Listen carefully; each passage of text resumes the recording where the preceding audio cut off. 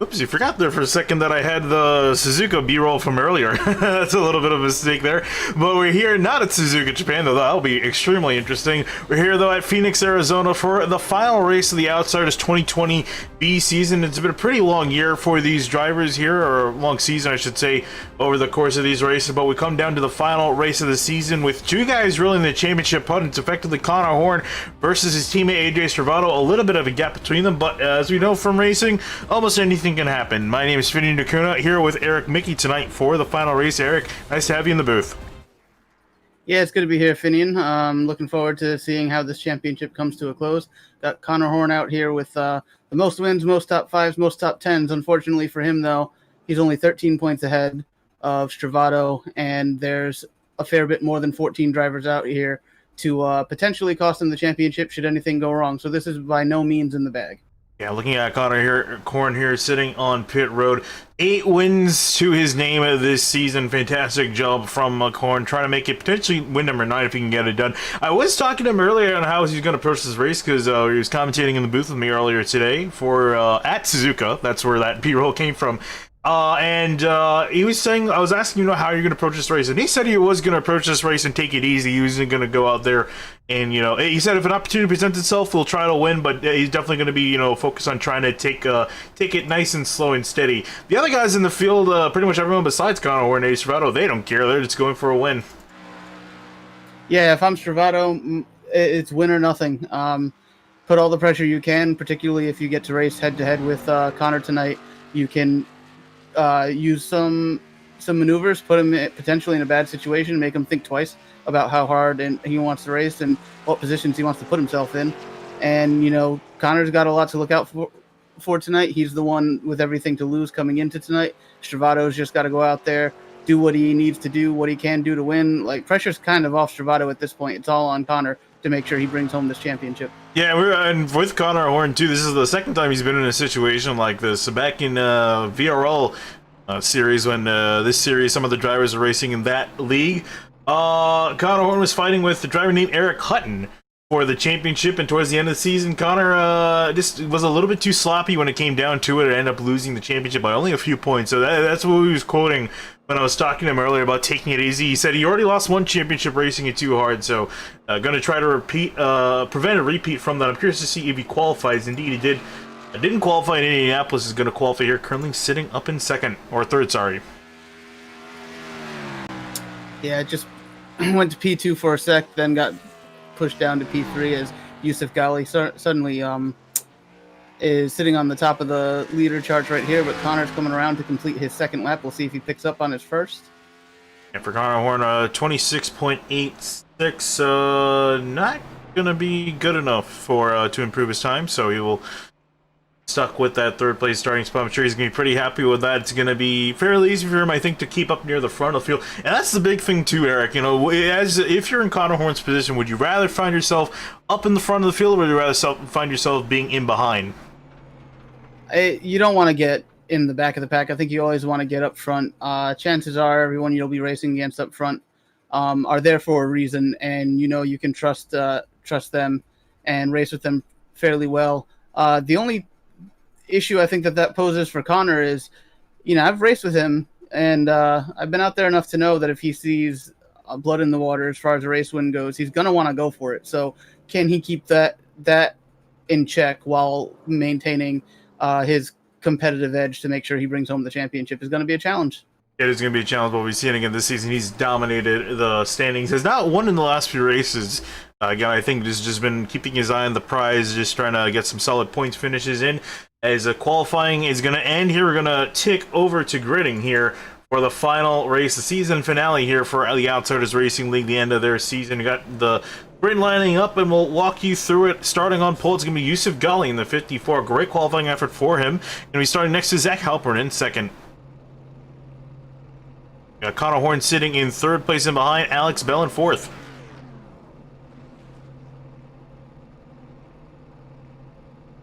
Back in fifth, we find Adam Cabot sitting in fifth. Zach Floyd going to be starting in sixth. Brian Cham is going to be starting in seventh in the 9 car. Elliot Butler in the sixth in eighth place. Right behind, rounding out your top 10 is going to be AJ Stravado in ninth and Jeremy Miller in 10th. And, Eric, we'll let the rest of that roll across the bottom of your screen here. Talk me through, we have the dog leg. That's the big feature of Phoenix. Ever since they paved that in 2011, it's been a big feature of the track, and it's completely changed the racing here. Yeah, absolutely it has. And there's mixed feelings out there, I'm sure, even in tonight's field, on whether or not you particularly like the fact that the area of the track is open for use under racing conditions.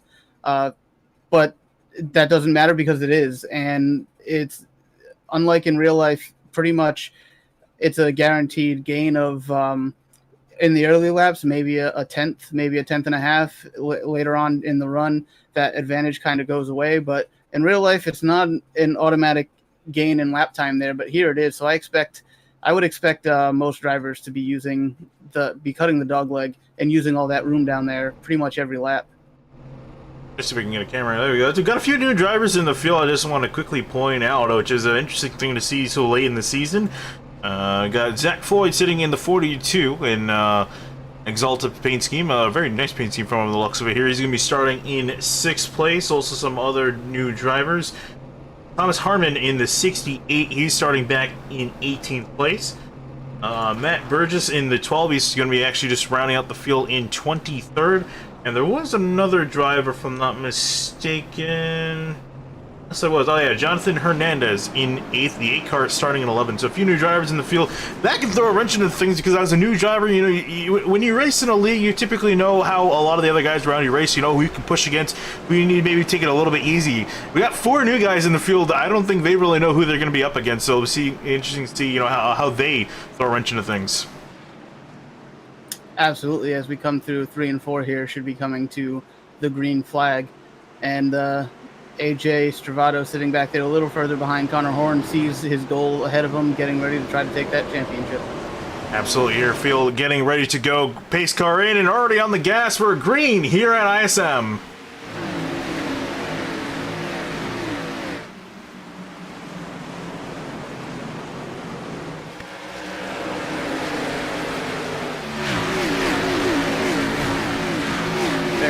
Start so far as we go into turn. Oh, we say that as Brian Chambliss is around on the apron coming onto the back straightaway here. We're going to remain green as he was able to save the car, but he's going to drop all the way to the back. Be interested to get a replay of that when we can. I'm pretty sure I know exactly what happened. It is very easy to allow yourself to get just a little bit too loose and kind of lazy spin almost unexpectedly out of turn 2. I almost called it turn 1 because that's how it is in real life. Yeah, we'll get the new version of Phoenix probably in 2025, but as the field heads to turn 3, side by side with Connor Horton and Zach Halpern, this is quite a resurgence for the 26 of Halpern. He's been sleeping for most of the season, hasn't shown a whole lot of pace, but now here he is in the top 3 trying to hold off points leader Connor Horton on the inside.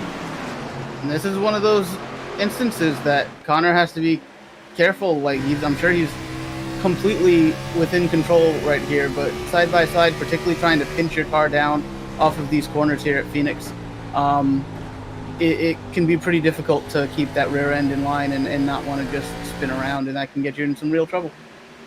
Yeah, especially as you see, Halpern trying to throw it back to the inside. Oh, it's the car hard into the wall on the front straightaway. It's the 64 Ben Lafter. He's going to go spinning out of control. Caution out for the 64. It took a pretty solid hit to the inside safer barrier. Yeah, these cars, especially now that they have the shorter spoiler compared to what they had probably this time last year, that rear end, it's very easy to spin those tires coming off of these flat corners and just get yourself out of shape, because we see that's exactly what he did coming off of turn 4. And once it goes, you just really don't have anything left to catch with, and that's unfortunate. Such an early incident to affect his race here tonight. Yeah, I also want to take a chance here. We were talking about the incident we saw at the beginning of the race here, trying to look at what happened to Ryan Chambliss off of turn 2. Trying to see if I can find him yet again. There he is. This is the 9 car looking at what happened to him on the opening lap here. Did he catch the apron? No, and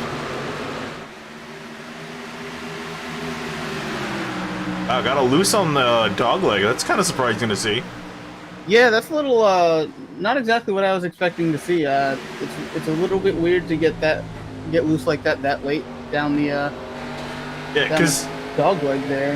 Yeah, because typically you see a lot of guys get loose like right here, coming off the corner, getting back on the gas with the banking. But here you got down here, I guess maybe cold tires, just not enough grip. Ooh, and hits the wall as well. Maybe. I have never personally experienced getting loose like that in that exact way. So that was definitely a weird incident. Could be a product of the smaller spoiler on these cars compared to what they may have run the last time that they were here at Phoenix. Oh. Okay, I was wondering, it was a little bit loose out here, and I was looking at it, and I was kind of wondering, you know, what's leading to maybe some of the loose conditions? Well, it's definitely the track temp, because it's 121 degrees, which makes perfect sense being Phoenix, Arizona in the middle of the day. Oh, that's a killer there. That's going to make these tires slippery all afternoon or all night for these guys here as they try to maintain traction through these flat corners. Yeah, and I'm getting word that we're having a bit of difficulties with some lag. I'll see if I can try to fix something here. So we're going to go to a quick commercial break while these guys are under caution, and we'll be back shortly.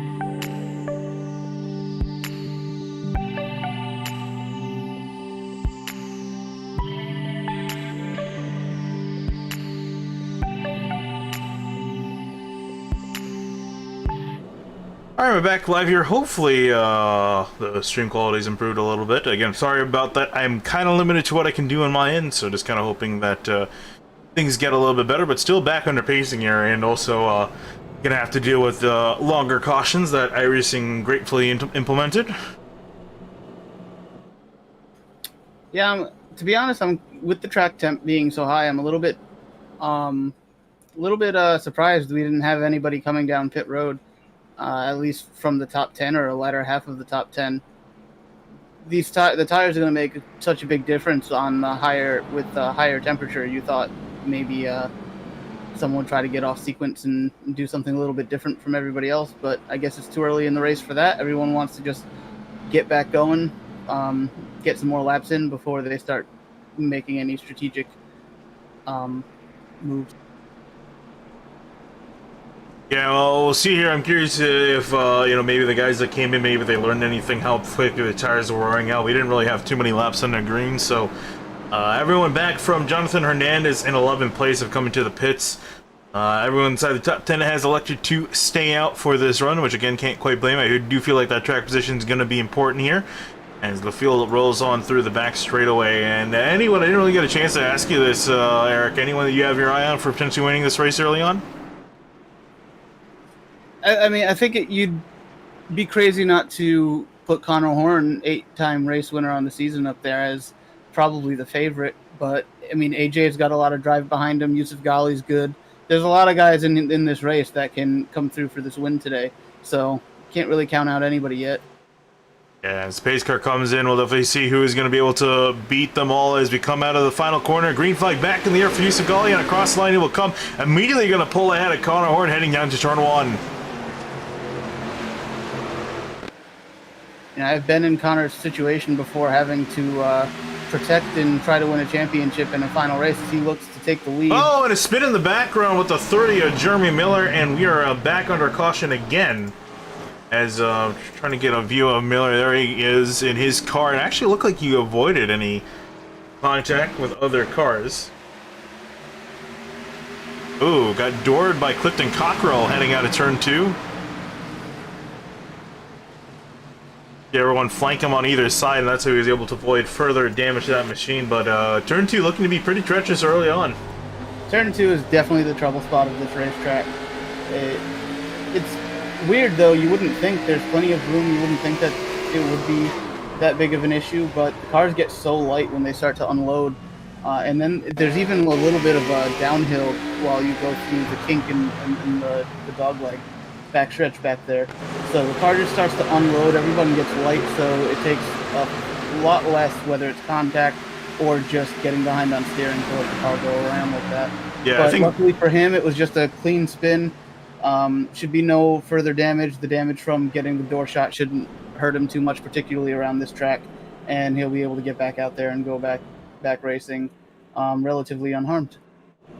Yeah, and looking at that, I think I gotta say it was probably more on Clifton Cockrell right there. He had a lot more room to his left, and pretty much almost put Miller into the wall if it wasn't him that if he didn't just door him. So we might see the 16 drop to the back. There are penalties for drivers causing incidents if the admins decide on anything here, but.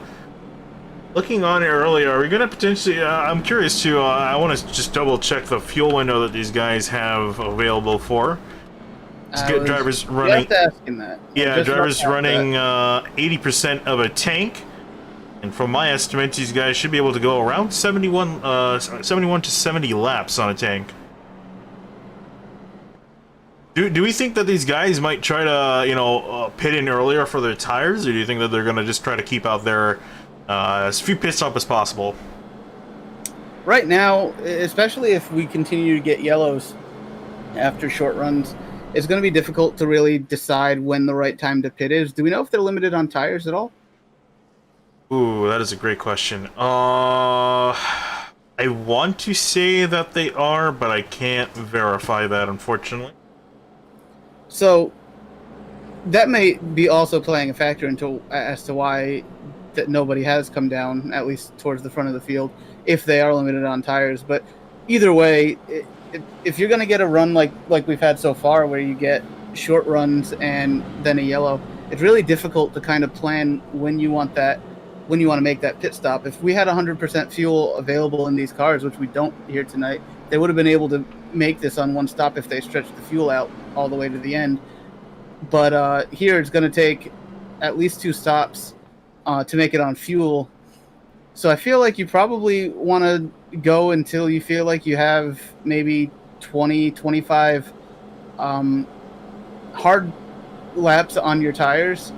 That's going to be when you want to pit. If we go racing again and get another 10 lap runs, I think everyone's gonna come in on the next yellow. But other than that, I think they're in it for the long haul to stay out until the fuel runs out.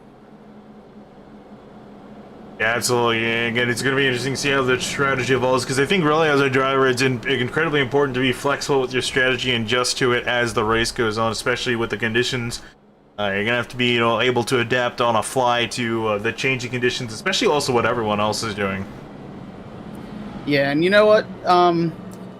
Haven't seen anything much from AJ Stravato here so far in the early going, but to be fair, we haven't really had all that much time for things to play out. But I've been in Connor Horn's situation before, trying to win a championship at the last race of the season, even being the favored competitor to get that job done. It does not make it easy. It does not make it okay. It doesn't make it feel good. You're kind of on the edge of your seat in this scenario, and having these yellows just drawing it out. The best thing for Connor is for this to start long green flag runs, so that the control feels more in his hands versus now, where under these yellows, there's nothing he can do when we go back racing and everyone's so close after a restart. There's so many more things that can go wrong. So he's definitely looking for a green flag run. Stravato's looking for anything that makes Connor uncomfortable. And also looking at it, I want to talk quickly about Yusuf Ghali. He hasn't had a win since Texas back in March for that 54. It's been a long time since he's been back to victory lane. This has been the best showing he's had in quite a while. We'll see if he can keep it up there after starting on poles, remained there, and led every lap since the drop of the green flag. Pace car back off. We're going to get another restart for these drivers out of turn 4. Already back on the gas, and we're green again here at ISM. It's a really good restart for the 15 and the 6 back there on the third row. They both got a really good jump, but couldn't make anything happen down in turn 1 as Connor looks for the lead again on Gali going down into turn 3. Yeah, and he's wasting no time to get himself into the lead. Curious again, how hard is he going to push here? Because I imagine that guy is going to fight for all he's worth. He wants to win. It's been a while since he's been back in victory lane to that 54 machine. And it's still defending on the outside. Just curious to see, is that outside lane worth anything? It seems like it might be. This track, maybe deceivingly so, is multi-lane. You can make the outside lane work, particularly when you're trying to defend. You can be a little bit slower and hold up and fight off a faster car. But Connor also has plenty of different options to choose as far as which lane he takes in turns 1 and 2 and 3 and 4 to make something happen. It's quietly a really good racetrack if the conditions are right to help the side-by-side racing part of it. Yeah, we'll definitely see that. It's going to be kind of tricky. You're talking about conditions again, and we've talked about it being really hot, 120 degrees track temperature. Not going to entirely promote side-by-side racing. It's definitely going to be a lot of these drivers driving the track more than anything else. You see Zach Halpern fall back a spot as Elliott Butler gets on by. And already starting to see the field go a bit single file here, as it seems like drivers are more concerned with their tire wear than fighting other drivers. Back in behind, AJ Stravato trying to hold off newcomer Zach Floyd in behind in that 42 machine. Stravato has been able to make up 2 positions, up from 9th to 7th. Looking like he's working that bottom lane as the 42 up there, the newcomer to the league, is making that high line work around, I believe, the 24. Yeah, he's actually just getting passed by Bailey Turner. Now here comes Jonathan Hernandez trying to have a look up the inside of the 42. Couldn't quite get it done, so he's going to sit back in behind. Fairly orderly calm start. Notably, too, Bailey Turner had some slightly fresher tires. Curious to see if that's worth anything for the 24, if this is just him just kind of out driving everyone else around him at the moment.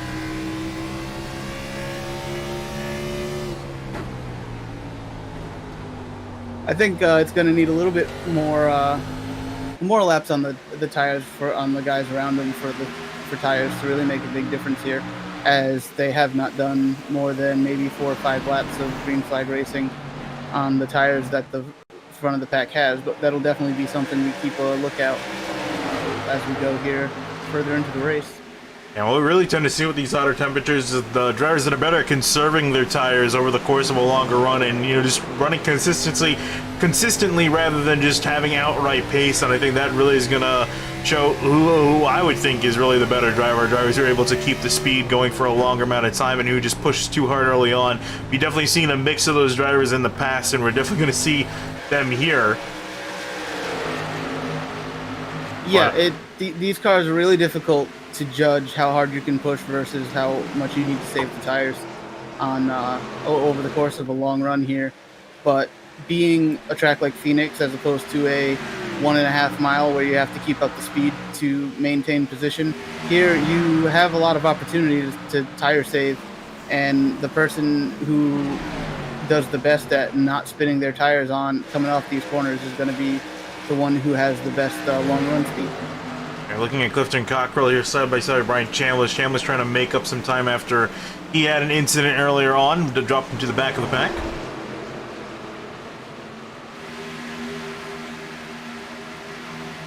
Problem with the single file that we have right now is if you pull out a line or you make a move big enough to attempt to pass on the guy ahead, you're going to be attacked immediately by the car behind you. So there's a little bit of cat and mouse game going on there as well, where you don't want to really make a move unless you feel like you can complete it. Otherwise, you're risking losing another position if you can't get it done.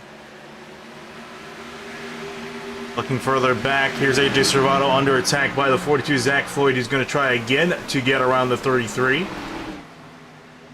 Seeing some of that mixed groove action that you're talking about. The 42 Neat running a little bit high on entry, but everyone coming down on exit. Yeah, diamonding turns 3 and 4 is a very popular way to go about that section of the racetrack here versus potentially staying and hugging that yellow line, or even dipping your tires below the yellow line, as Travato looks to make a move on Bell. Yeah, Alex Bell, he had a bit of a slip up in turns 1 and 2, lost 1, 2. Now potentially 3 spots. You see the 42 Zach Floyd almost get into the wall trying to make up a lane. He actually lost a spot with that. Hernandez is going to move up into now 9th place. I applaud Zach Floyd for trying to rubber in that outside line, but right now I just think he's going a little bit too hard and getting too offline, that it's really just hurting his overall pace, as opposed to taking it a little easier and going just maybe half a lane to a lane up higher than where he is now, where he's sliding up almost like he's at Knoxville. Yeah, and speaking of sliding, too, you saw a little bit on camera there, him sliding on the entry into 3 again.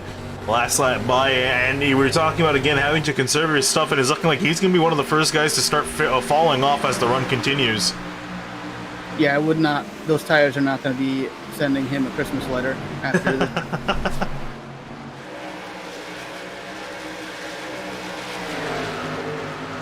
Fairly orderly stuff here for Phoenix. For Zach Halpern, not so much. He's dropped back since the start of the race. From startup in 2nd, he's fallen back to 5th. Might be 6th. You see him come out high off of 2.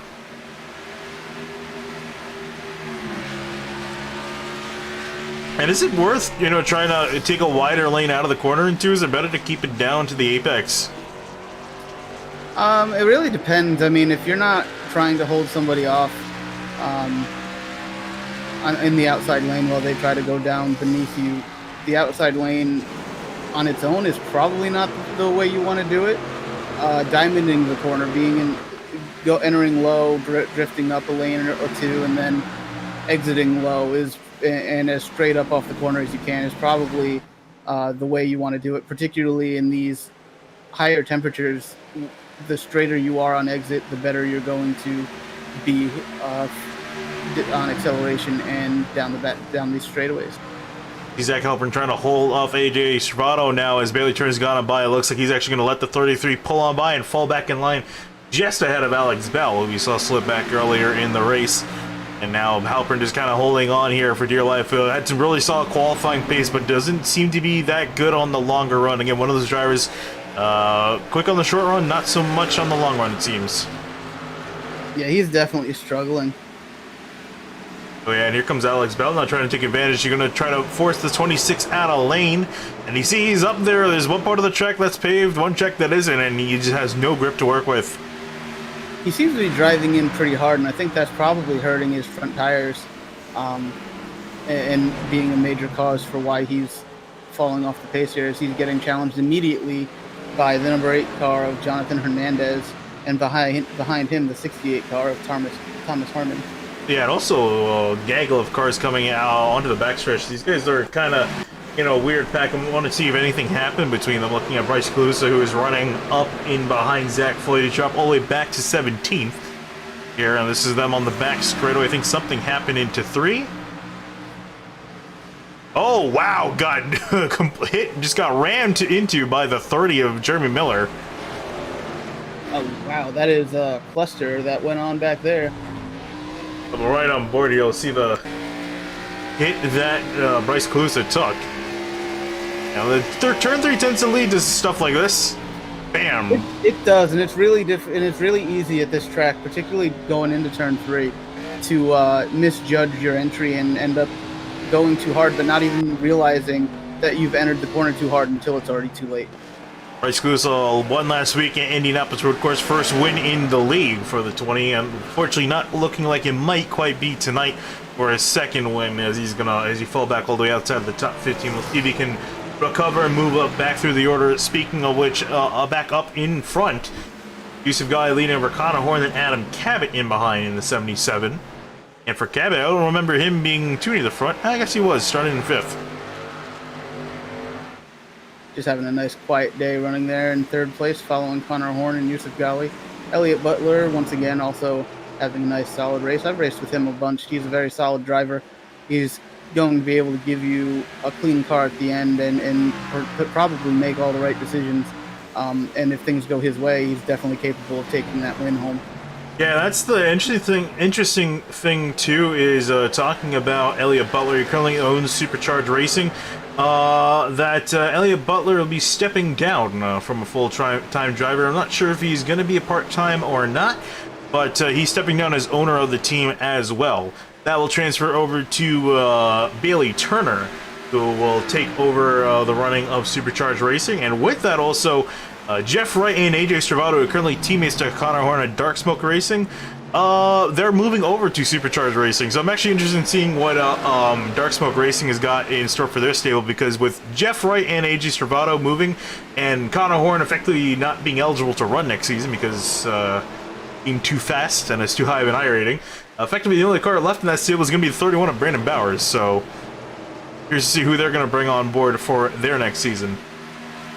Yeah, very interesting stuff, and that's what you can find when you get a long-running league with returning members and returning teams. It starts to take on this feel of the real-world deal, where you have teams that are trading drivers or looking for improvements and making decisions as if it's the real deal itself. And when you can provide that kind of a setting and a scenario for your league and your league members, it's very cool thing to be able to do. This league is pretty solid. I've run some races in the past. I look forward to seeing where things go in the future with them, and a lot of the teams involved here who have stayed committed, and that's the number one thing you need to be successful in league racing here on iRacing. So that's always cool to see. Yeah, and actually with that too, one part I wanted to mention is that Adam Cabby, he's going to be also dropping to a part-time schedule for that team. And Eric Hutton in the 88, who actually beat Connor Horn, the championship that we were talking about, where Connor Horn just lost to another driver. That was Eric Hutton that he's fighting with for the VRL championship. So that driver is going to be returning to Supercharged Racing. He is a really quick driver, so I think he's effectively going to take on the running where Connor Horn was at. This season he might have quite a few wins. We'll see how Eric Hutton is, if he's a little bit rusty or going to be back on form. But again, currently on form compared to the rest of the field is Yusuf Gali up in front, 1 second lead. Yeah, and this race so far is going every way in which it can in the hands of Connor Horn, as Stravado is struggling to make up for the ground. He does run 6th after starting 9th. He's looking on at the 24's rear bumper, looking to take that position away. I think he has the pace to potentially take 5th and 4th place away from the cars running ahead of him right now, but he's going to need to find some pace, find some help, maybe lucky cautions or something like that to get up there and put the pressure on Connor, Connor's going to be able to make a mistake. Yeah, and even just looking at the points, the amount that Stravado has to make up, again, coming to this race and is 13 points behind the 3 car. He's got to, even if he wins the race and, collect some of the bonus points that come with that as well, he's going to need Connor finish pretty much around 10th place, I think, not including some of the other bonus points into play to take the championship away. So it's going to be very hard to beat, because obviously Connor Horn's not going to really get put back there unless he makes a big mistake, which I doubt he is at this point in the game. He's got way too comfortable a gap to really be pushing or anything, so I imagine he's taking it a bit easy. And he just needs, if anything, just has to have someone take him out to put himself that far back. Yeah, exactly. This is everything's playing exactly the way Connor Horn needed it to be able to have a nice Saturday night drive around the Phoenix Raceway and potentially take home this championship. One driver who slipped under the cracks and I did not even realize was running is Jeremiah Vincent. Ran last season in ORL, went to go join the Virtual Racing League, which is another series. A lot of similar drivers race in that series. Race Wednesday nights, if I'm not mistaken. And currently starting 15th, currently up to 11th. Had some really solid pace. If I'm not mistaken, a win or two to his name as well. So he's running in the 45 machine tonight. Looking at, he's got Zach Halpern right ahead, and Halpern continuing to drop down the field. Yep, up here for 4th place, Bailey Turner in the 24 was able to get around Elliot Butler in the number 6 for 4th place. We'll have to keep an eye on the 24 car, see if potentially those few lap fresher tires are going to give him an edge on chasing down the top 3. But Stravado still sits in 6th place, looking to now go after Elliot Butler for 5th, as he's getting the early moments of pressure from Alex Bell behind. Yeah, and Bell's starting to close back up here. Not sure if he's going to have enough, but Servato definitely looking like he's going to start to be on the attack here with Elliott Butler. And Butler and Herbert Turner teammates, I imagine they work something out to let the 24 go out in front and try to chase down the leaders. As they're right up the road as we ride on board with AJ Servato.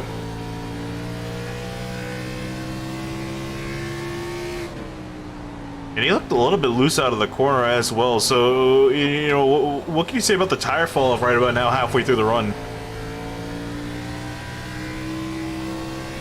So, Connor Horn has was the fastest car on track last lap with a 28.86. His best lap was a 27.12. That is well over a second, heading towards 2 seconds of fall off here. From best lap to what they're running now. That's about on par with what you would expect from these tires, and we are potentially, 20 laps or so from what'll likely be the first round of pit stops here. So there is an opportunity, if I'm Stravato and I need to make something happen, if I feel like I can make it on the same amount of stops as everyone else, I might come in early and try to gain some time on the pressure tires. He's got to do something different than Connor right now. He's got to do something to try to put the pressure on, make something happen, because simply following suit and following everyone ahead of him is not going to get the job done if he's looking to have any shot at taking out Connor tonight. Yeah, I totally agree with you. I mean, yeah, you might as well at this point of the season, right? Because you're not going to beat Connor Horn on pace. Man has 8 wins to his name for a reason. So, you know, better off trying a different strategy. Worst case scenario, you know, you're pretty much back at where you are right now, back second, third in the standings. So there's no reason for him to not try something. He probably is going to go off a more conventional strategy. But the interesting thing I want to point out too is, so looking at these guys, their best laps, and it pretty much seems across the board, everyone else is running about us almost 2 seconds now off their fastest laps earlier in the run. If you pit and come take tires, it comes in fuel. It takes about 40 seconds. So you do the math on that. Roughly, it takes you maybe 20, probably more like 30 or some odd laps to potentially make up that time that you spend down on pit road. So it's not a crazy strategy. Might be worth something here, especially considering these guys that can go another 20 laps, as you're saying. So they're going to be dealing with some pretty rough tires. Yeah, and I just know, again, I've also been in Stravato's position, and I think there's a certain point where you just have to say, this isn't working, I got to do something else, and try to force everybody else off their game plan and onto yours, or just set yourself up differently and see how things go. But as we've been talking over the last couple of laps, Connor Horn seems to have cut into that gap on Gali, and he's now just had it under half a second to the lead. So he's looking to make put even more pressure on Stravato to do something different than what he plans on right now. Up in front, leaders started closing back in on each other. Connor Horn, the gap was around a second for a little while. Connor, I think maybe has got back on the gas here, trying to catch up to Yusuf Gali. Maybe sees a chance to get the lead from the we're struggling on some older tires. It's effectively going to be game over for Servato if he takes the lead. And I'm looking at the amount of laps we have left to go, so we think these guys can reach just about 270 laps on field. Probably a little bit more, maybe more around 80 considering the cautions we had. So the thing is, they're still going to be short on fuel. They're still going to have to make another stop because you can only make it to the end if you pit around lap 89, lap 90. So, with that, considering you have to make another stop, I feel like for some guys, might as well come back down to the pit road and get some fresh tires to work with. Or at least early on, I should say. Everyone's in the boat of having to make 2 stops. I think you can easily make it on 1 more stop if you were to pit any time now. So, and I'm curious if, sorry to cut you off, I'm just curious if these guys actually even know that they can, or if they know that they have to make 2, or they think they can just get on by with 1. See, here's, I'm a little off on how many laps they could go full fuel, so I'm a little curious how far they can really go on the amount of fuel that they have. But we have had a lot of caution laps. So if any of them were fuel saving, it might be possible if our numbers are on the conservative side that they can now make it to 80 laps and potentially make it on one stop. But even then, without caution laps on the second half of the race, you're asking for a lot of fuel saving in order to do that here. So for me, I'm surprised we haven't seen cars come down pit road already. And I know I would definitely be looking to do that if I was in this race and I didn't think that I had a shot of winning on straight up pace. Looking at the gap between Yusuf Ghali and Conor Horn last lap through, Ghali was ahead by 10th to his name as they come back across the line this time by, still up on Conor Horn by a few hundredths of a second. Ghali managing that gap out, and I am curious to see if we might see some strategy with Conor Horn, maybe to come in a lap earlier or later to beat the 54 out in front. What do you think, an overcut would be better with the hot conditions, or you think the undercut's going to be the preferable way to try to gain track position on pit road?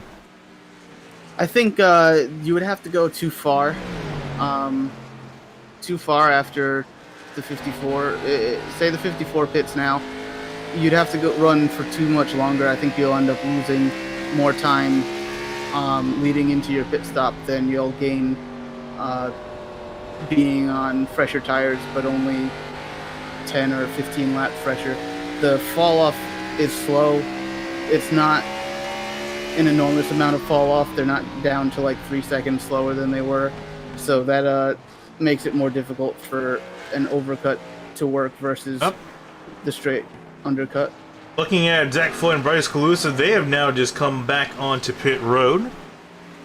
Interesting stuff from these two drivers, and this is kind of on par with what I would expect to see out of a two-run stop here. They're coming early on, nice and early on lap 60, and that's brought on a myriad of cars down pit road. Clifton Cockrell and Ben Laughter in the background have all come on down. And I think this is honestly probably the better way to attack this race, trying to space out the laps, maximize the amount of time you have on fresher tires, especially considering how hot it is. Yeah, generally the consensus would be to run the race in equal parts and plan your pitting on that, unless you want to play any other strategy in hoping for a yellow. Yeah, it's been about 50 laps. Sorry, it's been about 50 laps since it last came in. You're saying? Oh, yeah, that was basically that was where I was going next. You know, the longer they run, the clearer the picture is that Ghali and Horn and Cabot look like they're going to run it until it's empty. That to me means that Stravato should have been on pit road by now. And not that I think it's necessarily the winning move to do that, but it's the only option he's got to make anything happen here tonight. So that is my reasoning for why I would expect him to come on pit road, because following everybody else is just, you're just going to continue to follow. Yeah, and looking at Elliott Butler here, he's currently the highest driver of guys that have come on down. Currently running in 15th. You should expect to see him gain quite a few spots, considering how much faster he's going than some of the other guys who are still running around 2 seconds off their best times, while Butler is about to start putting in his fastest laps here. This might be a little bit of a caveat as he's working through some traffic. We see they're actually 27.3, only 0.2 off his best. Yeah, Clifton Cockrell just set his best lap of the race, seemingly on fresh tires there. So we'll see how this shakes up the running order with a lot of cars staying out running longer.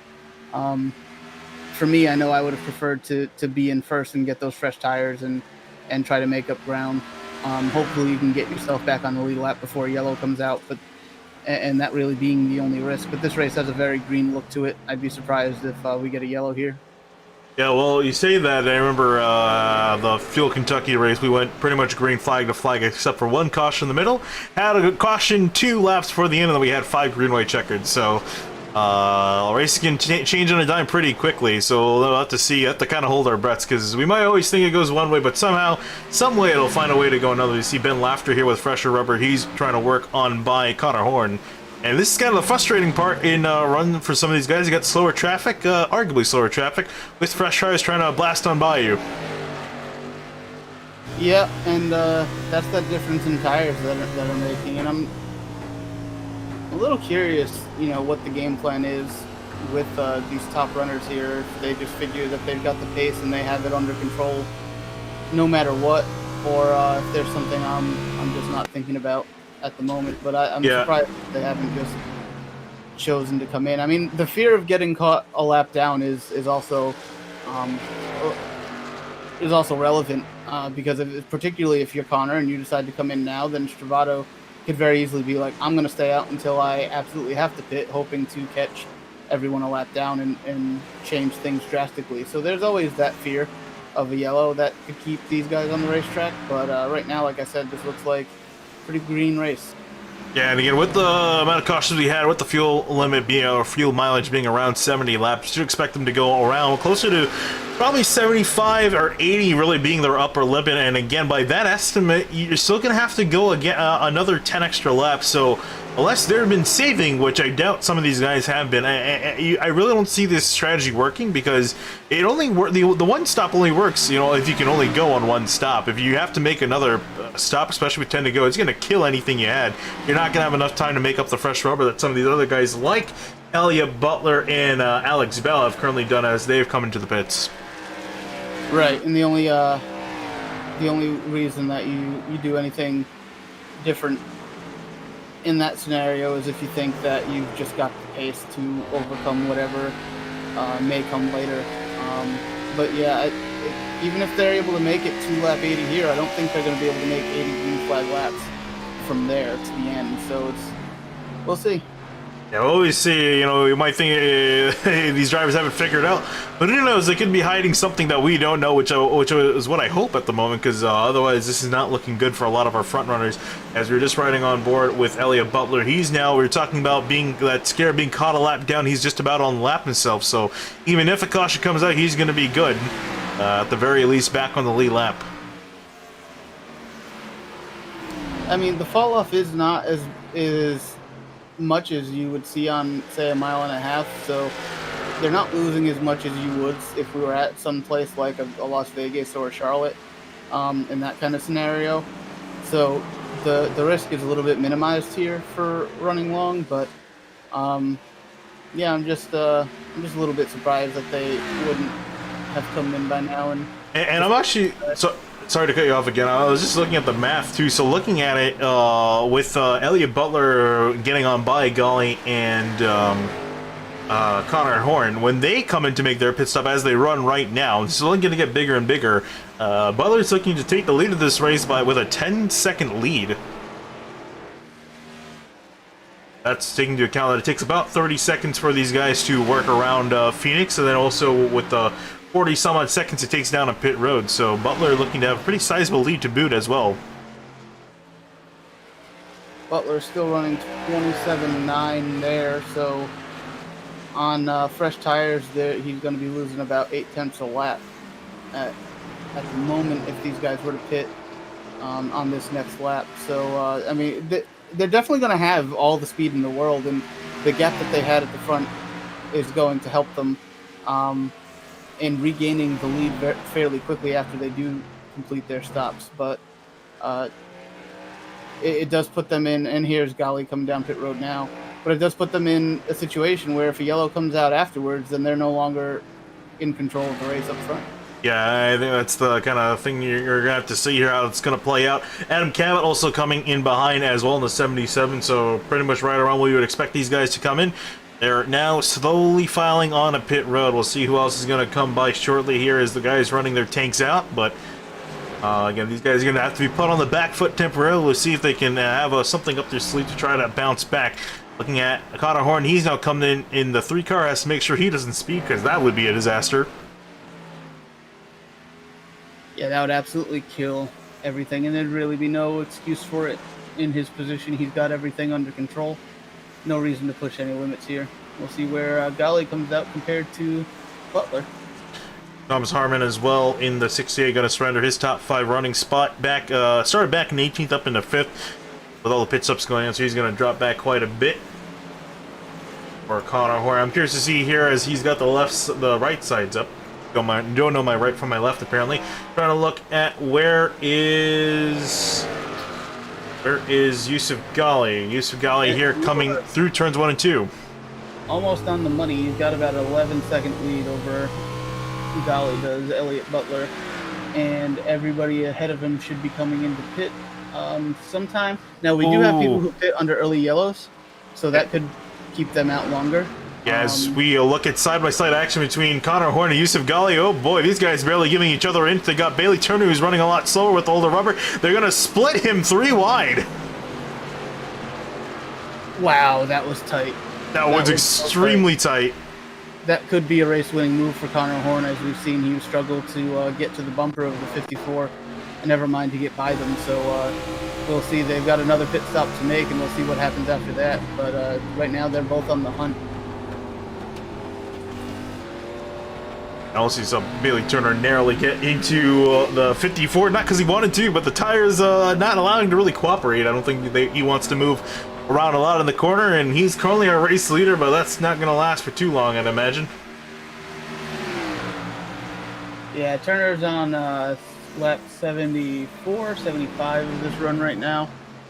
Looking at another maybe 5 laps for him to be able to, before he has to come down. But then you've got Jeremiah Vincent in the 45 car, who still has another maybe 10 laps. Yeah, and this is where I think, you know, for Bailey Turner, this, you know, him pitting, this might have helped him out a little bit. Again, he's particularly looking to go on 1 stop. Depending on how much more he can go, if he go maybe another 5 laps, I would give him, you know, maybe a solid shot at being able to stretch the fuel on 1 stop, but he needs to continue on here. We'll see how long he's going to be able to stay out, and yeah, he's going to continue on the track. I think from that perspective, I think Jeremiah Vincent is in a very good position as he's going. He might be able to go long enough that he might be able to go long enough here that he can make it to the end and not have to worry about it. So there's kind of hoping this stays green, because we've got some interesting things that will be taking place over the second half of this race. If it does. Yeah, I definitely think that Jeremiah Vincent should be good here, because again, when he came into the pits under the second caution, Bailey Turner came in under the first. That explains the discrepancy in laps there. So he should be able to go about another 5 or so laps. Jeremiah Vincent definitely, I would hope. And Bailey Turner, he's now come in. He was only able to go 82. And that was, again, coming in under the first caution that we had in the race. So, yeah, as you're saying, this strategy looking to be pretty interesting, to say the least. Yeah, and Connor Horn has turned up the pace here. He's pulled away pretty substantially from Yusuf Ghali. It almost makes me wonder if he was just playing it cool and not even really worried about passing Ghali until the pit stop cycle. As it was, because he's been able to just drive away from him ever since he got by him. But looking at the moment, Vincent has taken over the lead, and Connor is about 10 seconds behind him, so it isn't going to take all that long for Connor to cycle back up to the lead, but I got to say, I'm really liking the position Jeremiah Vincent's put himself in. Yeah, again, we're looking at pretty much everyone else on the track looking to potentially just have to make 1 more stop. And yeah, Vincent, again, looking to be on the best of the 1-stop strategy as far as green flag runs are concerned. Vincent making 2 stops already today. Casey Lacatus, he's come down in pit road. He's able to carry the car quite a ways. The same thing, too, with that with the car behind David Mott Jr., though he's actually 21 laps down. Shout out to David for keeping the car going out there, because I certainly would 20 laps down. Yeah, I would definitely call it a year at that point. Look back at Elliott Butler. He still hasn't stuffs it underneath the 15 of Alex Bell for 3rd place there going into turn 1. That was really tight, but Bell had his head on straight, knew exactly what was happening going to that corner. Now Horn makes easy work of Elliott Butler as he takes 2nd place, and he is now less than 6 seconds and counting behind Jeremiah Vincent for the race lead. Yeah, and all these drivers again still have to make one more stop. Connor Horn, Elliott Butler included. You're probably wondering, well, these guys all have to make one more stop. What's the how is that going to play out in Butler's favor? The thing for Butler, really, again, he's laughing at Connor Horn because he's saying, yeah, you can go drive away now all you want, but I'm going to come back in with some fresher rubber in a little bit, actually. And I think actually in more like 20 or so laps time, and then he's going to be able to push to the end. While Connor Horn's going to have to deal with the fall off of the tire grip later in the run, because he's have to be hoping to carry the tires next to the end of the run. Again, he's going to have to make another stop at some point. We'll see what he does. And I'm interested, too, the fact that Butler, he's actually not even going to taste the lead. He's still yet to lead a lap, and that'll continue as Connor Horn blew on by before Vincent has come in. Yeah, but that's not the play for Butler right now. The play is that by the time Connor Horn and Yusuf Ghali come in and make their final stops, he'll have put enough ground on them that they won't have enough time to get back to them and get back by him, like we just saw happen here before the checkered flag falls. Yeah, we see Jeremiah Vincent. He's coming in for what should be his final stop of the race, should this race remain green. Also saw Zach Foy. He was really sideways down the front straightaway here. Let's take a look. He was fighting with Casey Cottis. Cottis a lap down to him on fresher rubber. You can see him sliding out of the corner, hits the wall, and then right here, whoa! Almost slammed into a wall again down the straightaway. Was able to save it. That's a second set of tires not sending him a Christmas card. Also just realized, too, he's got a weird thing going on. He's got Pawn on the front and Exalta on the side. Yeah. Oh, wait, what? Oh, yeah, I actually was even referring to that. So he's got DuPont on the left side. He's got Exalta on the right. So his car is stuck between the future past. Oh, I guess I see what he's done. He's got like the newer Exalta one with the silver on the right side and the old black and red flames on the left. Never seen one of these paint schemes where it has all of Jeff Gordon's cars on it like this, but interesting one. No, it actually, I haven't gotten a close-up look at it, but from what I've been seeing... Oh, save it? Yeah, because tires definitely not sending him a Christmas card. This man is not a fan of rubber. He's leaving it all on the track. He's trying to rubber up the lanes. Yeah, anyway, as I was saying, it's a pretty decent-looking scheme there. I've seen a lot of these kind of paint schemes that just kind of clash and they don't really meld well together, but the old-school DuPont nose with the flames on the rear, and then using the new kind of design for the Exalta logos on the rear of the car, it actually all kind of works, if you ask me. Yeah, it definitely does work, although I was going to throw my OCD for a loop. I know my OCD disliked the fact that the right's different from the left, but other than that, yeah, I definitely agree with you. It looks pretty good. But looking back up in front, it is Connor Horn with the lead, 2.5 seconds ahead of Yusuf Ghali, and I think this is really just with Connor Horn able to push through the traffic a lot faster than the 54. Oh, yeah, we did miss Jeremiah Vincent's pit stop about 4 laps ago. Oh, yeah, I was able to cover it. Okay, and I missed it then. 4 laps ago was 70 laps, so I think that puts him in the running to make it to the end if we don't get another yellow. So definitely an interesting race for him, because now he's no longer losing time. In fact, he ran the quickest lap on the racetrack last lap. He's no longer losing time to Connor. He's gaining that time back. And Connor's not going to be coming in anytime soon, you wouldn't think. So yeah, it's very interesting the way that this race has turned out. And it's one of those things where I've myself have been in races where you think those early cautions are just annoying. You just want to get through them. You get in the mindset that oh, this is just going to be a caution fest race. Then suddenly it's not.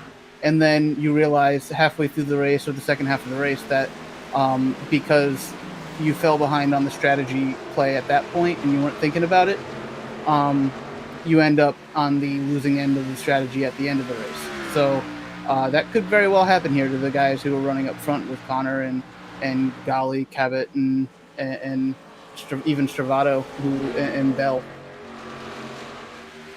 Trying to look at some of the battles going on at the track. Bailey Turner trying to claw his way back up to the order. He's got fresher rubber than every single driver up ahead of him.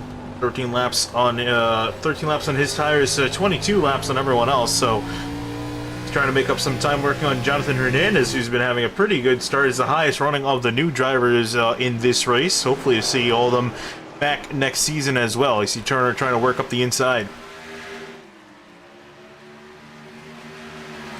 Vincent another half-second quicker that last lap than Connor Horn was. Definitely setting up for a very interesting close to this race.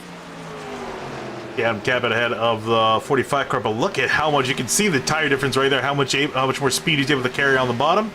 Easily whips by Cabot. No contest there. You know, I'm really surprised that the gap of 2.5 seconds that Horn was able to put on Gali, considering Gali pretty much had control of the race until the pit stops came. And, Gali's sideways going through 1 and 2. I just saw Butler and Bell sideways out of turn 4. I'll take a look at what happened to Yusuf Gali. It's him coming off the corner right here, and look a lot less dramatic than I would have thought. It was more on the entry of the corner. He kind of got okay. Gets the rear. And I actually just want to take an update too. We looked at the weather earlier on. Wow, it's gone up quite a bit. 127 now. That is exactly why you're seeing these cars slide around more and more here as Vincent's coming through to potentially pass Gali here. One thing Vincent does need to make sure of is that he does get his lap back as quickly as possible, because if the yellow comes out, never mind is his strategy thrown out the window, but his potential for a good finish, even without a different strategy, is also out the window. Okay, see him working up the inside here. Should be able to easily get back on the throttle much earlier than the 54. Going to dive way down below the dog leg to make sure he can get a decent entry into turn 3.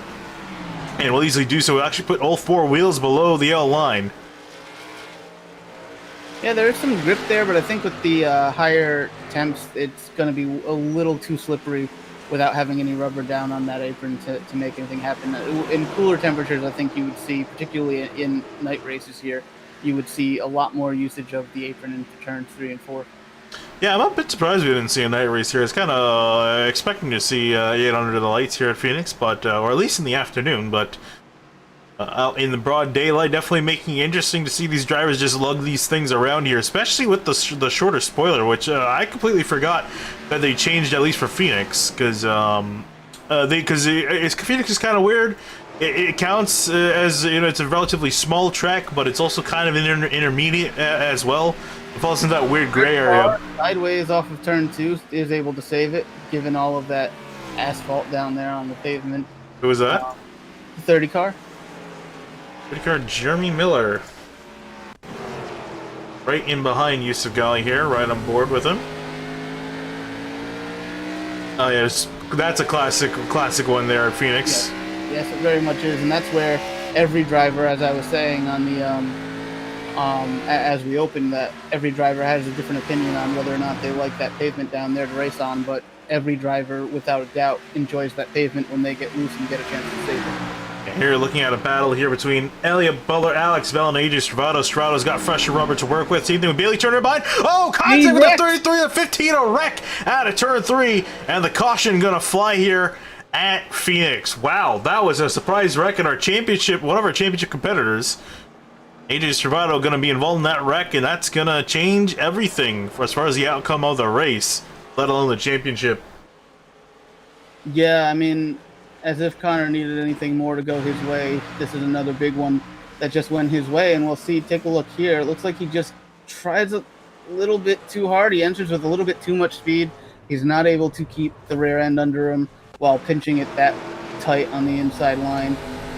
He was just trying really hard to make these 2 spots up here, as he desperately needed to start making inroads towards the lead of this race. And he's looking at these 2 cars up ahead. He's got 15-lap fresher tires, just trying to throw it in, underestimated the grip, and around he went. Took a look also at Bailey Turner. He got an excellent view of this in behind these guys. See, back it comes in on the 33, tries to hang on it, tries to save it, and unfortunately, all goes wrong.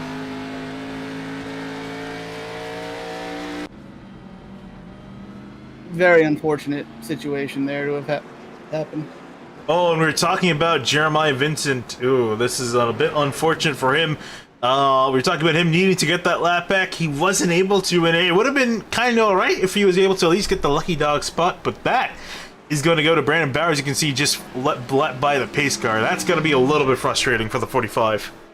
Yeah, it's one of those gambles that just doesn't go your way, but there's really nothing that you can do. There was no real telling that there was going to be another yellow the way that this race was going. So, you know what? He took a chance. He was looking like he could have spoiled everything here as far as the race win was concerned, and kept everybody on their toes, but just didn't go his way, and just a very unexpected accident causes the yellow, and just a little bit short on getting his lap back or getting the lucky dog, unfortunately. Yeah, for Connor Horn is going to lead the field off pit road. Actually, AJ Servato came on through, didn't even pit. I think he just missed his stall, so he will come back, I think, this time by. Unless he's going to stay out. I mean... Oh, he's going to stay out. This is interesting.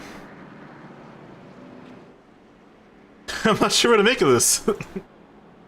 Yeah, I'm not quite sure either. Because I thought at least, you come back in, fix the car up, because he's got some damage to that car. It's going to be a little unfortunate because he's actually going around the other way, but definitely has some front damage to that car, and probably should get that fixed. Yeah, I'd be really, really surprised if he doesn't come down pit road at some point and get to work on that car. His tires, this graphic isn't going to show it because he came on through pit road. That resets our information because it typically assumes if you come down pit road, you're going to change your tires. But, or at least you're going to get service to your car. But, yeah, he's going to stay out here with, and also with 30 lap old tires as well. On the apron this time by, I guess is going to come in here? Interesting.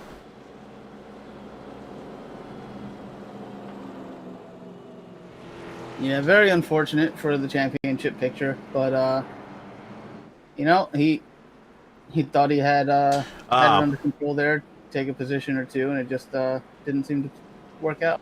Yeah, that on screen right there is, I think, why he stayed out, wanted to lead a lap at the very least. I mean, I can't blame him for that. Pick up at least one bonus point. Maybe if things go wrong for Connor Horn, that 1 point will mean all the difference. So we'll keep an eye on Strada as he finally comes in to get some service.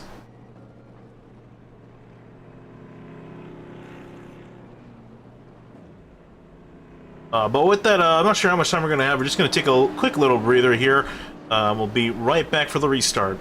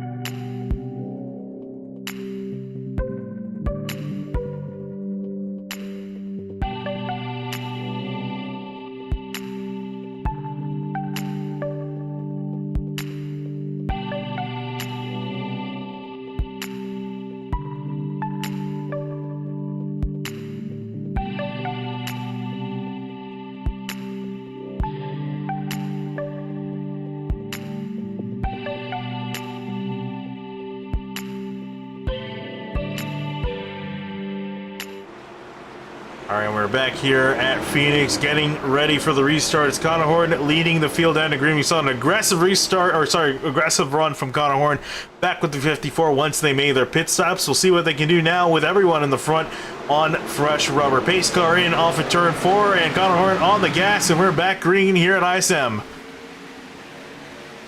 Huge jump for Connor. Going to be. Bryce Clues going to turn around in the background on a big wreck flying into turn 1. Many cars involved. Clifton Cockrell going to absolutely T-bone the 20, and we are immediately back under caution.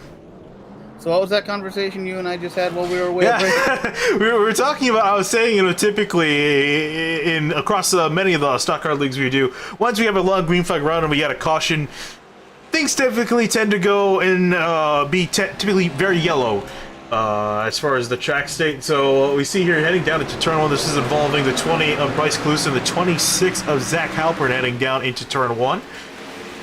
See from Halpern a dive to the inside and ended up getting to the quarter panel of the 20 and around he went violently. I was just a little bit too aggressive there from Halpern there. Really nothing more to do about it there. The 20 car just kind of minding his own business. He got an unfortunate slow start, but Halpern just kind of ran him over going into turn 1 there. And unfortunately for Halpern, things were going decently for him this race, and it's going to end up in smoke or in major damage to his car. We'll see if he can continue on. Lifting Cockrell also as well. Nowhere for him to go right on board with the 16.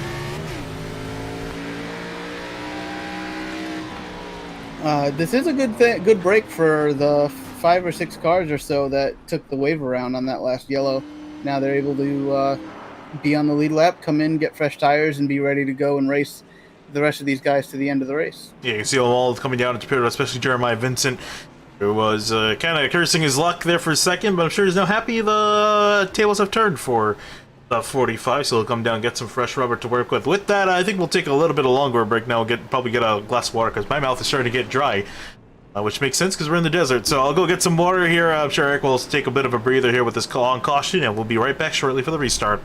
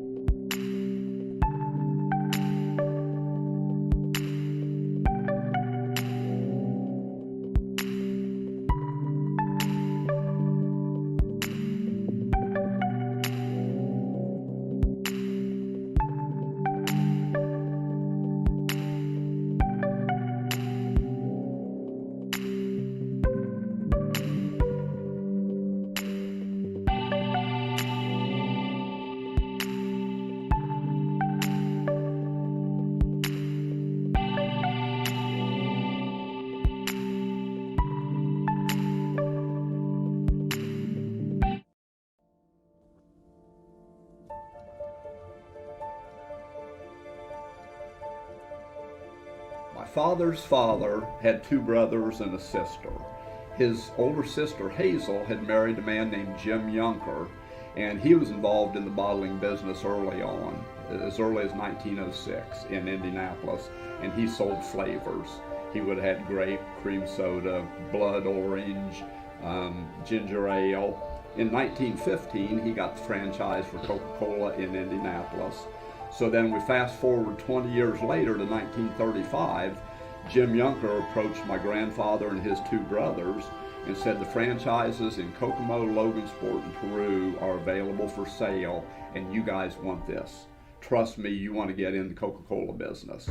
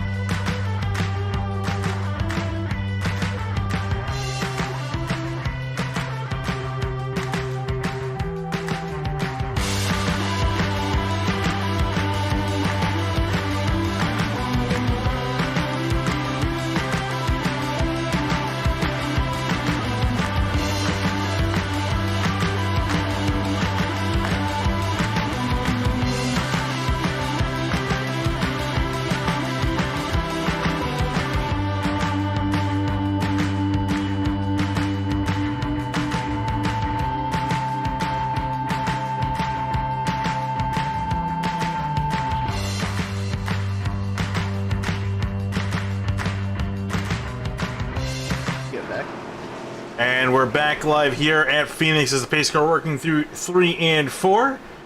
Basically, going to pull back off. Is going to be the same order pretty much as they were at last caution, with Connor Horn out in front. He's back on the gas as we go green back here at ISM. Got solid restart for the 3 as always. Adam Cabot now trying to force his hand to the inside of Yusuf Ghali inside turn 1. See if Ghali can hold off Cabot for second place here down the back stretch, down the dog leg. 77 cuts that dog leg wide, but isn't really able to make anything of it as he's side by side still with Ghali coming through 3 and 4. Let's see who has the better run off the corner. It looks like he's going to clear Ghali for second as Butler starts to challenge Ghali for third. A great run for Cabot, going to get into that third spot, and Ghali being forced further and further out of the line. Everyone is diving to his inside. Here comes Elliot Butler to the inside now, and here comes Bailey Turner, his teammate, as well, following suit. Yeah, I'm a little bit surprised. I wonder if he's just not comfortable on that higher lane up there. I'm a little bit surprised he's not able to mount a better defense from that high lane, but everyone's on the charge, much more aggressive than they were earlier in this race. Yeah, it's down to the wire now. We're not going to have to, these guys don't have to make another pit stop here as we got just over 40 laps to go. So this race very much winding down for these drivers. No one giving an inch now, and for Ghali, looks like he's gonna be able to stabilize himself out in 4th place. We'll see if he can try to make a dive back up. Speaking of a dive, Jonathan Hernandez below the yellow line trying to get past Bailey Turner.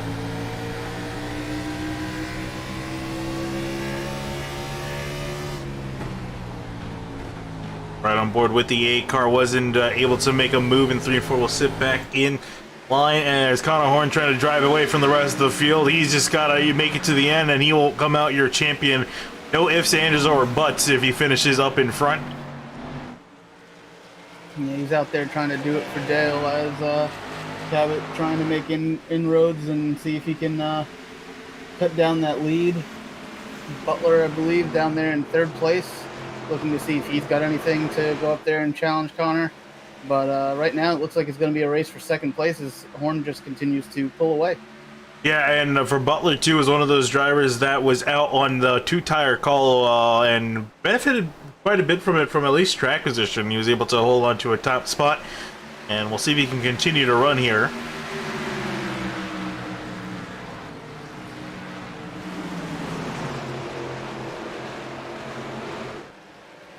Further back, some side-by-side action. Oh, I thought with Ben Lafter, but looking further up at Brian Chambliss and AJ Servato. And Servato, this is trebling off the pace.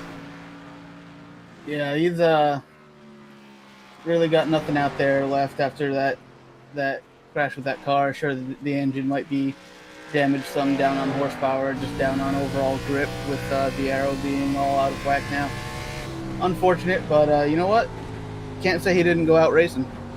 Yeah, definitely not, but I can imagine it's going to be a fairly frustrating last 40 laps, and I think he knew coming in that the odds were definitely going to be against him going to this race, but it kind of sucks knowing that you can't even really fight much anymore with a car in this state, so he's just going to have to limp the car around and just kind of hope for the best. Meanwhile, I'm just curious to check the difference in speed between himself and Connor Horn, the engine namers that Connor Horn has, or sorry, that Stravato has.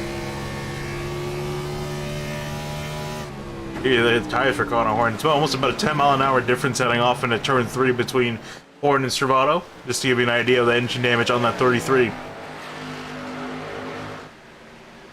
Check lap times this time through. Horn with a 27.99,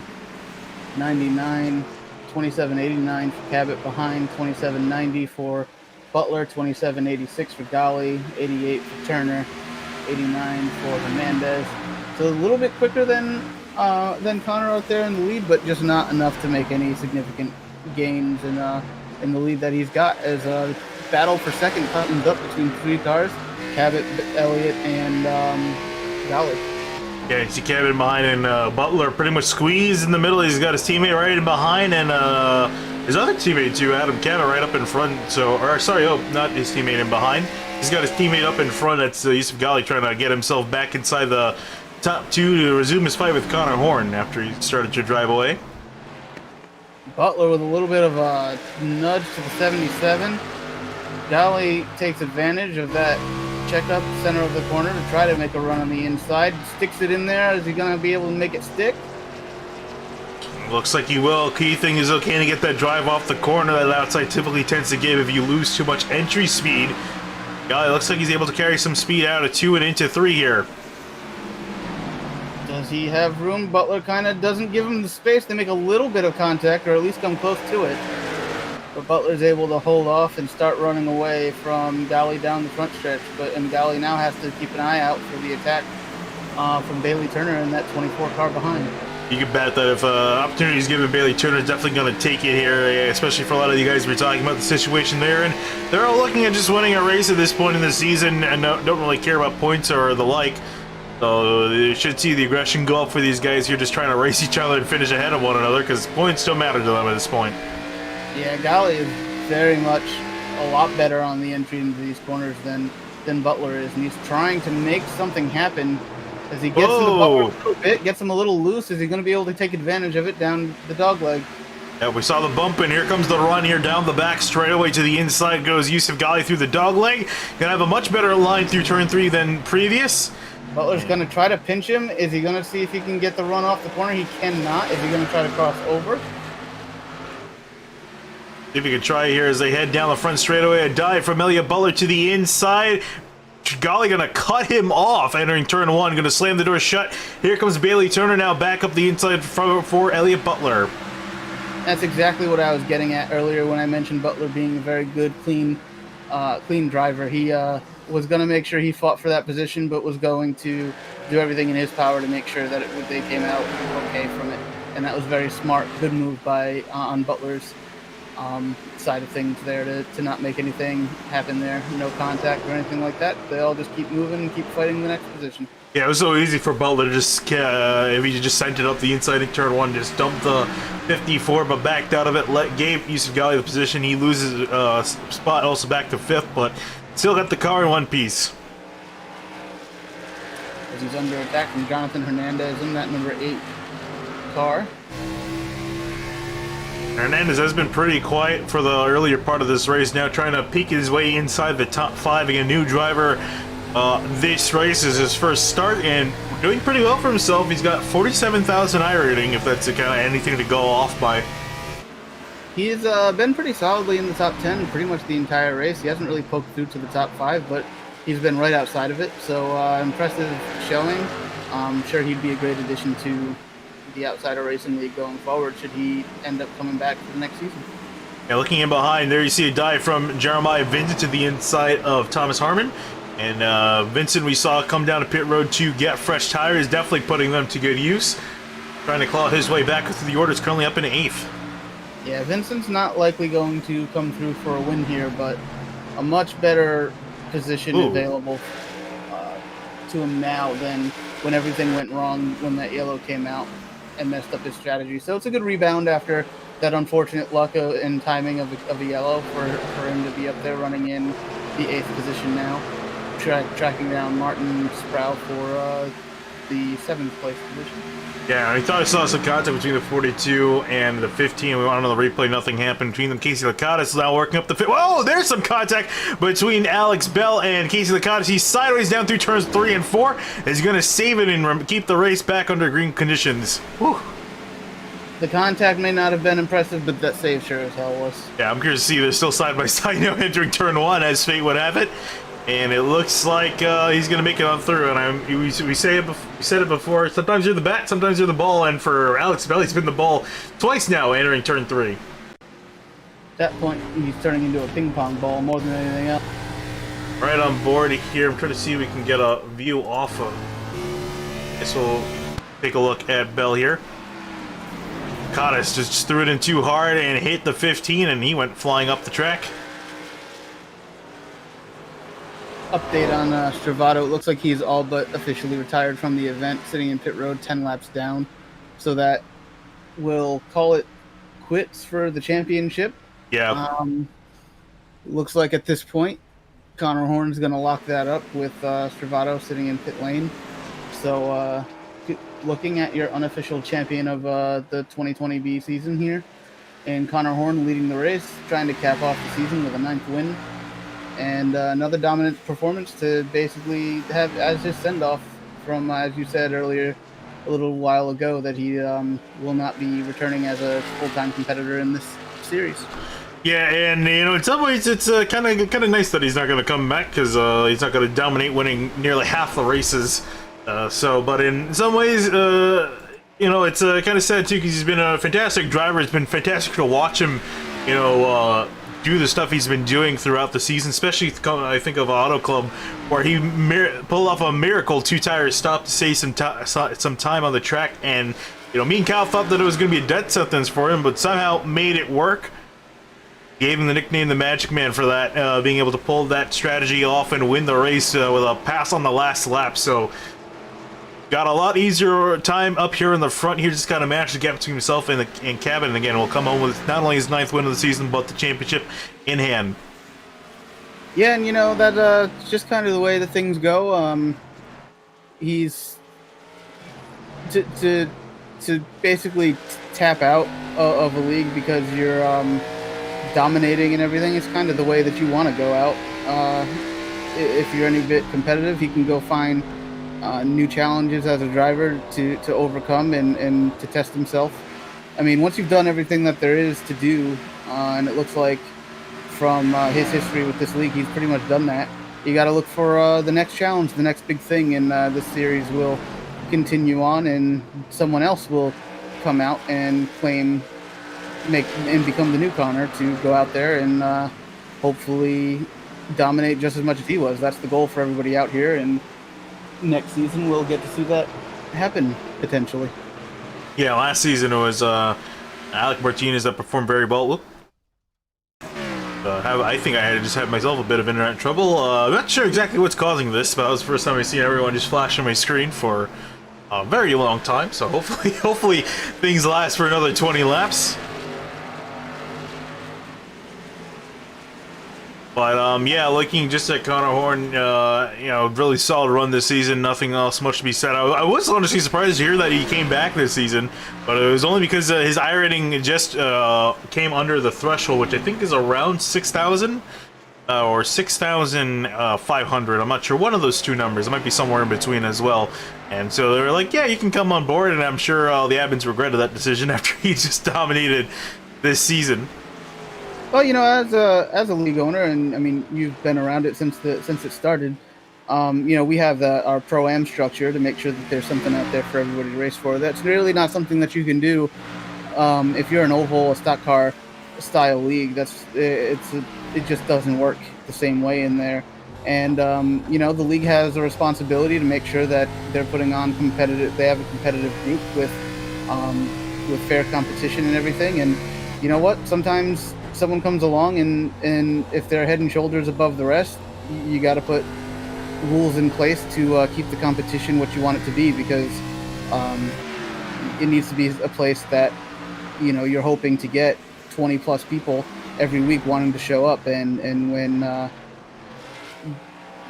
the win is basically decided because Lewis Hamilton out here and the number 3 car is, I was gonna say is winning everything, it makes it difficult to keep that going. So I mean, I would never hold it against the league for rules like that or anything like that, because they've got to do what they've got to do to make sure that they are putting on a league that can continuously get drivers out to compete, and it's got to be a place people want to come out and compete, and that's just going to be part of it. And like I said, Connor is kind of the way that I look at Kyle Busch in the real series, where it's like, you've done everything in these series, you've done everything in Xfinity, Kyle. Maybe you should go do something, focus on your Sunday races. So Connor's going to be looking for that version of his Sunday races to go out there and focus on. Yeah, I know. You look at Gali here sliding across the track as he's trying to hold up Bailey Turner, who's caught up to that 54. See Gali running a little bit of a lane up here, entering the corner, and then coming back down on exits, kind of helping him out, keep stability, but that 24 looking pretty fast in behind. Yeah, I am impressed. Cabot has been able to stay about a second or just under a second behind Connor this entire run, as everybody else has kind of started to fall further and further back. So he's just close enough that if Connor somehow has hurt his tires a little bit more than usual, which I wouldn't expect, that potentially Cabot can capitalize on that, or if Horn has some issues with lap traffic or makes a slight mistake, Cabot's going to be there to capitalize. Other than that, a yellow is about the only thing that's going to stand in the way of Connor taking home his 9th win of the season and that championship. Yeah, you can bet too that now since Adrian Serrano has retired out of the race, that Connor's not going to push. I think he's back in, domination. I think he's just going to push as much as he can because even if he wrecks out, he's still going to walk away with the championship. There's no way he can lose it now. So we'll see if he pushes here. If Cabot can't get to his rear bumper, still looking back at that battle for third though brewing. One of the closer battles on the track, if not the closest battle on the track here, looking down the order. So if Gali can hold off a charging Bailey Turner here in these closing laps. And I also wanted to quickly give a shout out to Tim Downey Jr., last season's champion. Wasn't able to attend this race because he's in the middle of a move and unfortunately doesn't have his desk set up. So hope to see Tim Downey Jr. back next season where he can chase another championship for himself. Yeah, definitely exciting things for this league. This has always been a very healthy league, so I definitely suggest anybody out there watching who's looking for a solid stock car oval league series that you give this one a look. Oh, you see Bailey Turner talk about aggressive. You see to the inside, he has a look into turn 3. Wasn't able to get the job done. It was used to be like scrapes the wall in the front stretch. That makes him. That was so close on entry there. That really hurt. Getting to the wall. Oh, who's that low on the inside? I think Brian Chambliss. I think he just went a lap down too, so he's struggling after having gotten back on the lead lap. Things have not gone the way he's needed them to go since that last yellow. As we see, Cabot has now cut into under 9/10 of a second behind Connor Horn, with 9 laps to go, just over 8 laps to go here. So we'll see. You can see on the screen there, chipped in 500ths of a second last time through. He's got to be chipping in a little bit more if he wants to try to get up there and take the race win away from Connor Horn. You can imagine that. I can't imagine this is Connor pushing full tilt as well. I'm sure he's just saving a little bit just in case 77 catches back up to him. Looking at this battle behind, because I feel like at the rate they're going, someone's going to end up in the wall between these two, because I was amazed that Turner was able to hold it that close to the 54 without hitting him. Yeah, that was really impressive. But yeah, scrubbing the wall just put Gali a little bit off going down into turn 1, and Turner was trying to capitalize on that, but just could not get it to stick around the outside. But we'll see if he's got any last charges. Looks like Gali might have gotten to the wall again off of turn 4. You can hear and also see some of the scrapes coming off the wall as well, as he's still just barely ahead of the 24. Bailey Turner's backed off for now here. 7 laps to go here at Phoenix, and 7 laps more till Connor can officially claim his championship. All but wrapped up at this point. Just needs to come across the line. It's really a matter of if he wants to come home across the line with another win to give his final send-off for this series. Done a phenomenal job so far. Started up in 3rd place and currently running in 1st, and looking like he was going to take it easy, running 2nd. But that, again, when you look back at that move that he made when the pit stops were going on, an aggressive move took Bailey Turner 3 wide with Yusuf Gali to the outside. And I would say, you're saying it earlier, that might have been the move of the race. I definitely think it was.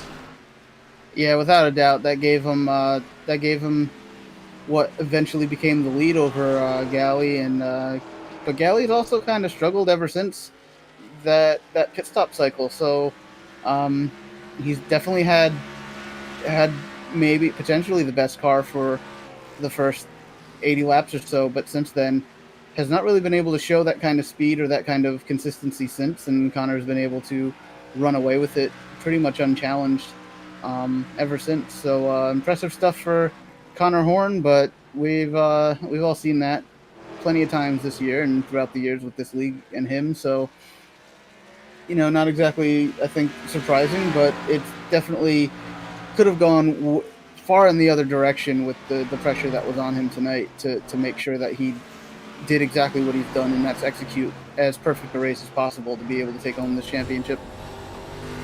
Back at Bailey Turner, still trying to catch up to the 54. Laps are closing down. Just see if Turner's going to get more desperate here again.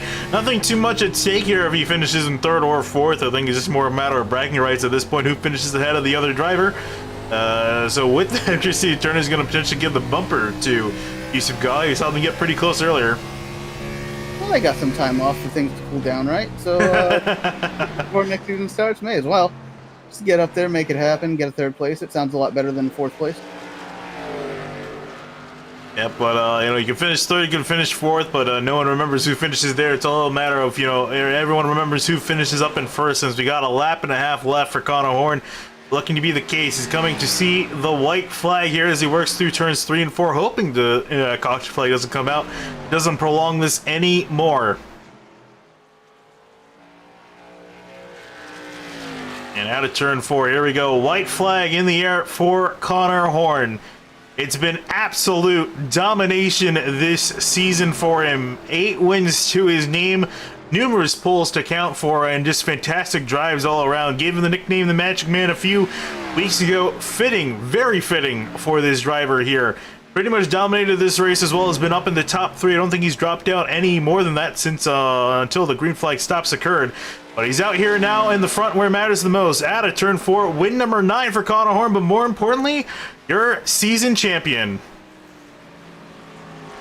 Very impressive stuff for Connor Horn this season and tonight, as he did everything he needed to do to come home with this championship and leave this series on the best note possible, taking home the race win and the championship. No one's going to be out there celebrating as much as he is. Fantastic stuff there for the 3 of Connor Horn. Did it cleanly, didn't upset anyone. Here you're going to see a lot of congratulatory bumps, I think, from everyone here for Connor Horn. I also want to take a quick look at some point. I see Bailey Turner finished in 3rd and Yusuf Ghali finished 6/10 back, so I imagine something happened between those two drivers. But for now, for Connor Horn, lining it up for some celebratory burnouts.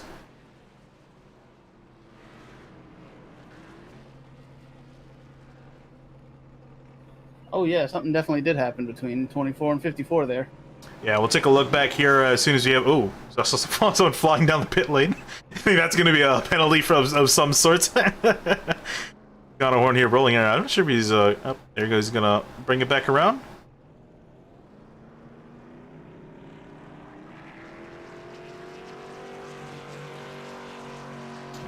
Oh, he's going to do a Polish victory lap?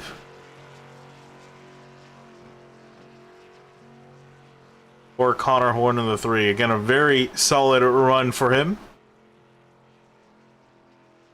I'm going to definitely try to relish this in. Wasn't able to get it done a few seasons ago back in VRL with himself and Eric Hutton. Finally able to get it done.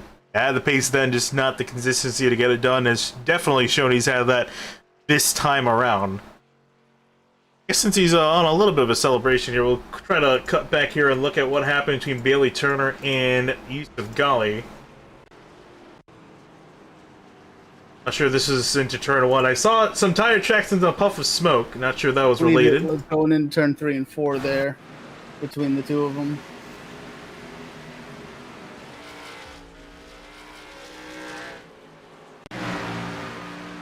And here we look here. Have a look here at these guys coming into 3 and 4. You see a bump. Oh yeah, a big bump to the 54. You could pretty much call that a dump at that point as Bailey Turner gets on by. And here is, I think, where I saw some of the tire marks and a puff of smoke heading into turn 1.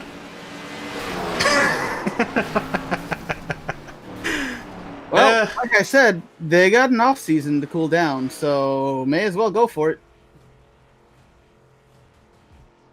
It's a little bit different finishing the season with a 3rd place finish versus a 4th place finish. So just saying, I probably would have done the same. Connor Horn here completed his victory lap. There he goes, finally lighting it down.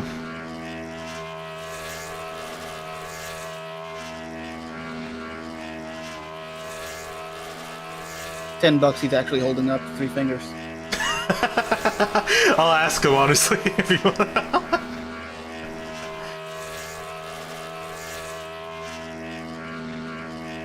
Look at that.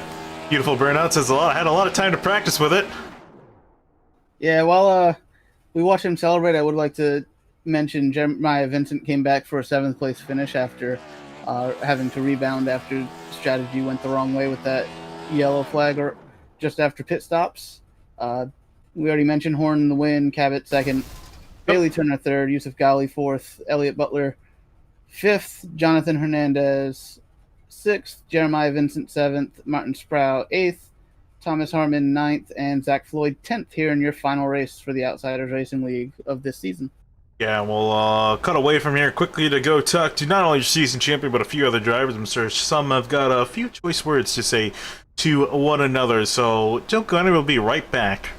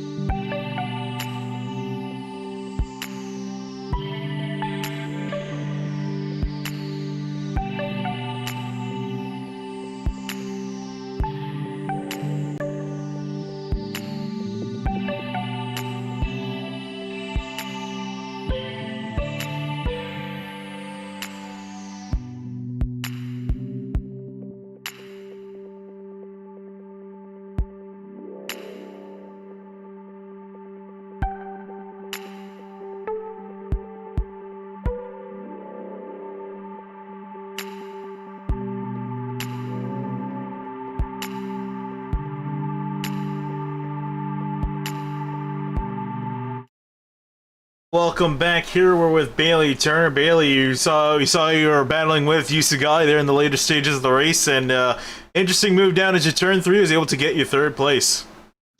Yeah, you keep a record of what guys do to you throughout the season, and I would have liked to get by him clean there. He was just, it was really hard. I felt like once you got behind somebody, it was dirty air or something. You had a hard time passing him unless you just clearly had better tires or you'd been saving a while. So I just waited till the last lap. I was like, I thought I'd make it interesting, and yeah, happy with that drive back to the front. Wish we would have stayed green there, and I think I had a good strategy that might have at least got me a top 3 like today, but I'll take it. Yeah, I was going to ask you about that. We saw a myriad of different strategies going on with some drivers coming in a bit earlier, some drivers coming in a bit later, maybe trying to do 2 stops, 1 stops. But for you, did you feel like, it could have been a winning strategy? It's tough to say. Those guys, once Connor and Yusuf got that lead, they stretched it out pretty good there. And like I said, it was tough to make up time once you're behind somebody. So I was just, I was going for tires are more important here. So I was going to go a full fuel run. I was probably going to be about 4 laps short, just come in, take right side, stop it off, and, see if I can make up, 5 seconds or so. But didn't work out that way. But before I hop off here, I wanted to give a shout out to Elliott Butler. It's the last race in the league, and he came home, I think, at the top 5, so happy for him. And looking forward to next season. We got Jeff Wright and AJ Shervato joining the team, and Eric Hutton. So we're gonna have 4 of us full time, and then Adam's going to part time. So it'll be a fun year next year. Yeah, really looking forward to seeing what that team's capable of. I was also going to say congratulations on your promotion as owner of that team. I appreciate that. Thank you. All right, and with that, we're going to be talking to Bailey Turner's teammate, Adam Cabot, in the 77. Adam, it was your last race as a full-time driver in this series, but still went off near the top. Wasn't a win, unfortunately, for you, but still some solid pace in that 77 machine. Yeah, this season kind of was a little bittersweet because you look at my stats. I think I had something like, 12 top fives out of 19 starts, something like that. So, I mean, it looks like it was an amazing season. I guess in some ways it was, but just one win kind of stings. But I mean, that's because going up against guys like Connor Horn, and he's pretty much as close to perfection as it gets. Like I can mirror his lap times over and over and over on a 60 lap run. You're just waiting for him to make that one mistake, and he pretty much never does. Um, but yeah, tonight, I think pretty much out of me, Yusuf, and Connor, I think whoever got clean air on the last restart was going to win. I don't know why on this track in particular, even with the low downforce package, clean air is so important. But the second a car slides in front of you, you just feel all the air pressure being taken off your car, and you just start to go into either a tight condition, a loose condition. You just kind of lose overall grip. Um, and I kind of expected that going in because I don't do a lot of A fixed racing, but a few weeks ago, A fixed was here and I ran a few races, and there was a race where I was definitely second best, and then somehow got the lead, and the guy was better than me, just could not get around me. So um, Connor probably was still the best one tonight. I mean, he's pretty much the best one every week, but um, I was gaining on him a little bit at the end, but it just you kind of hit a wall of air getting close to him. So um, congrats to Connor. Obviously a well-deserving champion. And I guess we'll see if he's competing with us next year. Yeah, and I don't think that he is. I think he might have just gotten the boot. I think the admins felt that he was a bit too good for the league. But yeah, hopefully not only see him back, but also you as well. I know you're going part time, but hope to see you potentially back in victory lane. Yeah, I hope so. I think I'll still be here for more races than not, but maybe being a little bit too optimistic. But I'm hoping that the world starts to go a little bit more back to normal. And if so, Saturday nights, I just know I'm not gonna be able to make the full season. But if I have a good run going and the chase comes up and I'm in contention, maybe I'll do what I did again this year and try to go for the championship. But yeah, overall great year, and looking forward to continuing to race part time. All right, that was Adam Cabot, your second place finisher, and again, looking forward to seeing you next season, Adam. All right, thanks, Vidian. And last but certainly not least, Connor Horn, I was talking with you earlier. In fact, I was commentating with you earlier in the day, and for you now, I was saying, I said I had a feeling we were probably going to be talking to you as the champion, and here you are. Not too much contention, really. Went up there in the second half of the race and pretty much dominated. I, you have no idea how pumped I am for this. I've lost a couple league championships the last couple of years. I couldn't close anything out, and I finally got one to close out. I was up there most of the race. I had a good pit sequence to get by Yusuf for the lead. I was just trying not to do anything stupid, not do any over-aggressive moves there. And AJ got unlucky with his incident. It sucks we couldn't really race it out together on the track at the end there on one of those restarts because he got in an incident there with someone. But I'm way too happy. I'm Yeah. more relieved more than anything, I think. Yeah, and especially talking about that too. We were talking about in the broadcast, how especially the one season comes to mind, you and Eric Hutton going at it, which is an interesting note too, especially considering that Eric Hutton announced he's coming back full time next season. So, what can you expect to see between yourself and Eric Hutton? If he can focus like he did in that other league season, then he's definitely one of the people to contend with. And obviously that, with a bunch of rule changes, you never know. The iRating cap always fluctuating whether they're using that or not. So I might not even race next season. You never know. It depends on what they want to do, what's best for the league, for Outsiders Racing League. But regardless, even if this is somehow the last race, it's the most fun bunch of guys I've ever raced with. Almost every single one of them, they're always...